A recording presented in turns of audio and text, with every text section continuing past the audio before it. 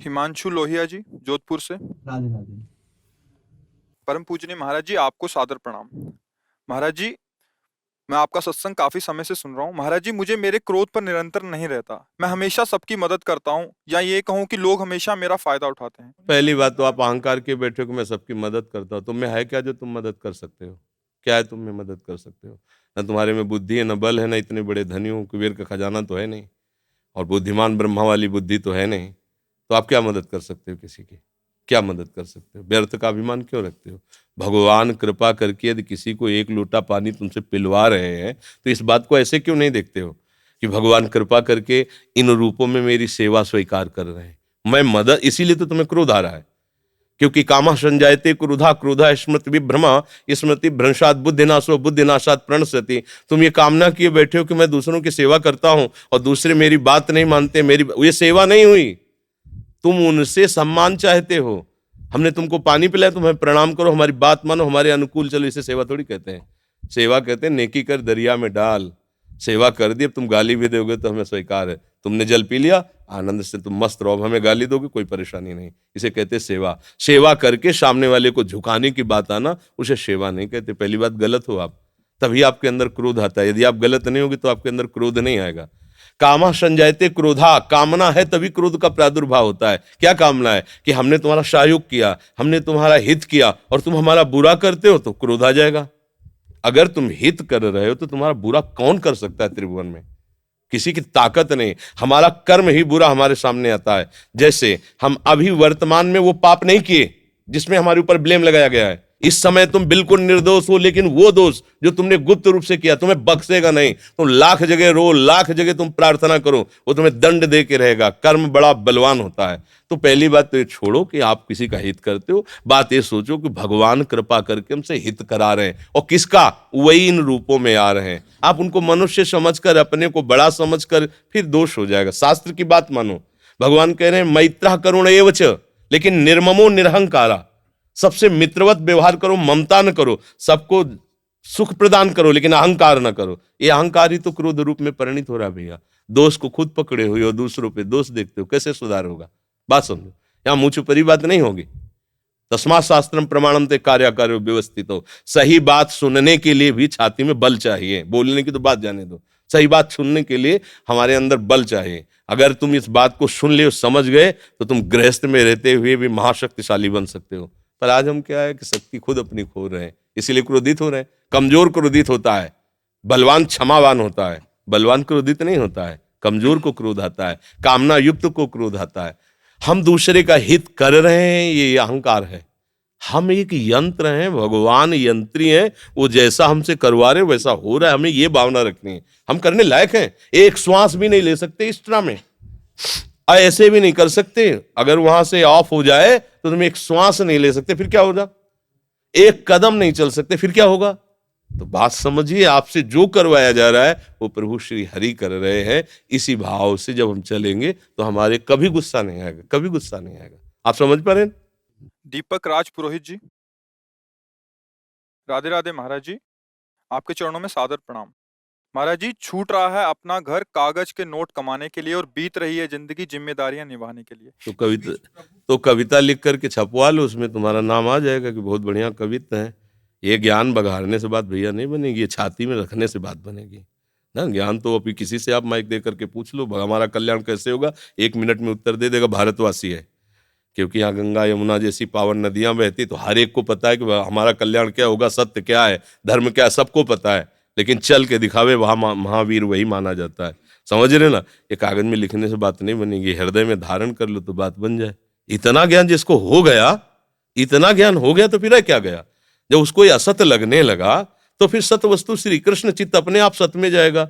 हम अभी ये सुंदर खीर बना के और उसमें थोड़ा जहर मिला दें और आपसे कहें कि इसमें थोड़ा जहर मिला, खा लो, आप खाओगे क्या? नहीं खाओगे, क्योंकि आपको पता चल गया इसमें जहर है। ऐसे ही पता चल गया संसार वासना से युक्त है, भ्रमात्मक है, ये फंसा करके नष्ट कर देता है जीव को। अभी आपके पास ऐसे सामने रुपए फेंक दे, आप उठाने चलो और कान में कोई कह दे बिल्कुल उठाना मत, ये नकली है, और आप फिर उठा सकते हैं? नहीं, आपको लगे नकली। तो आपको खुद ज्ञान है संसार कैसे मिथ्या भाव में फंसा है, तो सत्य वस्तु का चिंतन अपने आप होने लगेगा।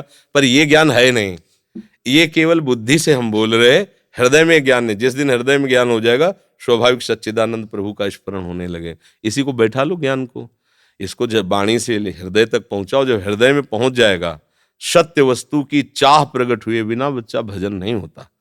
जब सत्य वस्तु की चाह हो जाती है, जैसे किसी पद की चाह हो जाए तो लगता है कुछ भी हो अब हमको ये पद चाहिए, ऐसे ही भगवान का परम पद है, मुझे वो परम पद चाहिए, कुछ भी हो जाए। अब हर बार मरे हैं संसार के, एक बार मरूंगा भगवान के लिए, तो वो महात्मा बन जाता है, उसमें दिव्य भाव आने लगते हैं, उसको दिव्य ज्ञान हो जाता है। समझ रहे हो? नाम जप करो, जो भी कार्य करो भगवान को समर्पित कर दो, गंदे आचरण से बचो।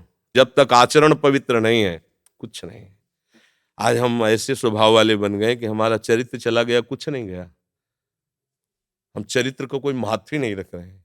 सब देखो आज, और कलयुग का ऐसा प्रभाव बना है वो कि सब अपनी अपनी वासनाओं के खेल, न ब्रह्मचर्य का ज्ञान है, न धर्म का ज्ञान है, न संयम नियम का ज्ञान, केवल एक पशुता, धन आवे भोग भोगे लोक सम्मान प्राप्त हो, इसी को तो पशुता बच्चा कहते। कैसे समझ में आएगा?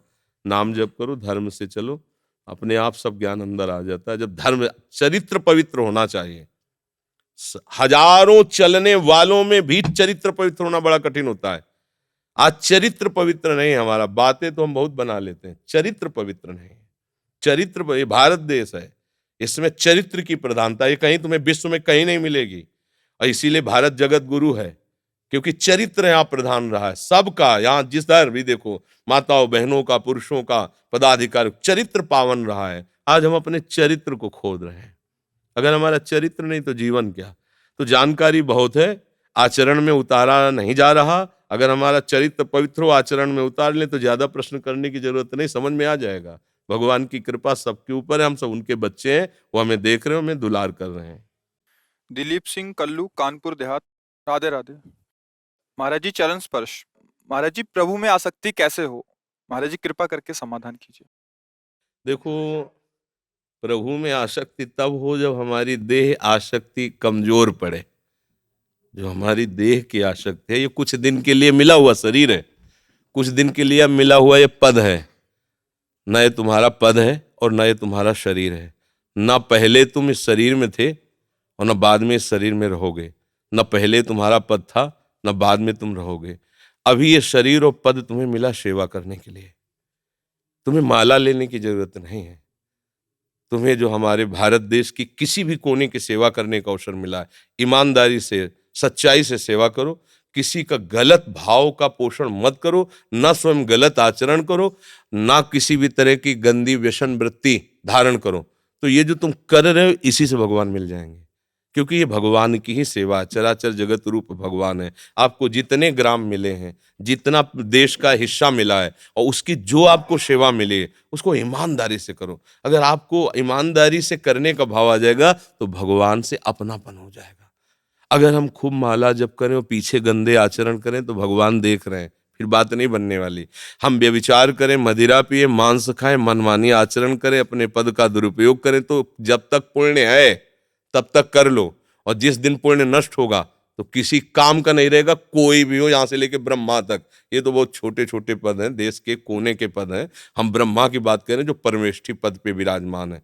ब्रह्मा को मच्छर बनाने में देर नहीं लगती, हमारे भगवान को मसकई करें बिरंच अजय, और मच्छर को ब्रह्मा बनाने में देर नहीं लगती। ऐसे वो भगवान है, उनसे डरते रहो। कोई गलत आचरण मत करो, कोई गलत व्यसन मत करो, धर्म से चलो, अलग से माला जपने की जरूरत नहीं है। भगवान इतने से ही प्रसन्न हो। ये भगवान का सेवा धर्म है। तुम्हें जो भगवान ने पद दिया है, ईमानदारी से उसका निर्वाह करो, तो आगे जो पद मिलने की रास्ता होते हैं, उसमें आगे आप पहुंचने का मार्ग। भगवान बड़े कृपालु हैं, वो हमें किसी न किसी भाव से सेवा देते हैं। हमारे अंदर कहीं वासना है कि मुझे लोग जाने, मुझे लोग सम्मान दें, तो भगवान ने कृपा करके दे दिया। अब आप भगवान की बात को समझ जाओ तो ऐसा वो जना देंगे, पूरा विश्व जान जाएगा आपको, पूरा विश्व आपका सम्मान करेगा। पर होता है हम बहुत छोटे पदों में, छोटी मान्यताओं में अहंकार कर लेते हैं, और जहां कहीं धर्म की बात आती है वहां पीछे हट जाते हैं। कभी किसी गरीब को दुखी देख करके आप उसको छोड़िए मत, जहां तक हो सके उसकी सेवा करो। कोई बहुत बलवान धनाढ्य अधर्म करता है, आप पीछे पड़ जाओ उसके अधर्म का नाश करने, भगवान तुम्हारा सहयोग देंगे। तुम्हें आगे के पद की संभावना बन जाएगी, तुम आगे उन्नति के मार्ग में चले जाओगे। पर होता क्या है, हम लोग गलती कर देते हैं। जहां हमें कोई पद मिलता है प्रभुता पाहि जाहि मद नाही, को नर अस जन्मा जग माहि। फिर हमारे द्वारा ऐसी गलतियां होने लगती, जो हमें मिला वो भी हमारा छूट जाता है।